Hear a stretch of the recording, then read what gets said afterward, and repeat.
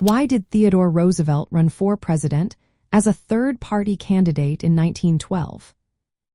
Have you ever wondered what drove a former president to run for office again, but this time as a third-party candidate? In 1912, Theodore Roosevelt made that bold move. The story begins with his struggle to secure the Republican Party nomination. The incumbent president, William Howard Taft, had the backing of the party establishment. Roosevelt felt that Taft was steering the country away from the progressive policies he had championed during his own presidency. During the Republican primaries, Roosevelt performed well in states that held them. However, many states did not use primaries at that time, and the party bosses in those areas largely supported Taft. This meant that Roosevelt was short about 70 delegate votes needed for the nomination. Frustrated with the process, which he saw as unfairly controlled by insiders, Roosevelt decided to leave the Republican Party. He then formed a new political party, officially named the Progressive Party. It became popularly known as the Bull Moose Party, a nickname that came from Roosevelt's own description of himself as fit as a bull moose.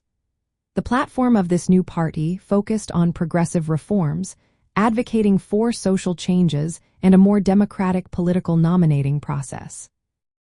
Roosevelt's campaign was vigorous and even continued after he was shot during a speech. This showed his determination and energy, which resonated with many voters. His third-party run was significant for the Republican Party as it split the vote. This division contributed to the election of the Democratic candidate, Woodrow Wilson. The Bull Moose Party's performance was remarkable, capturing about 25% of the popular vote. This was the most successful third-party presidential campaign in United States history.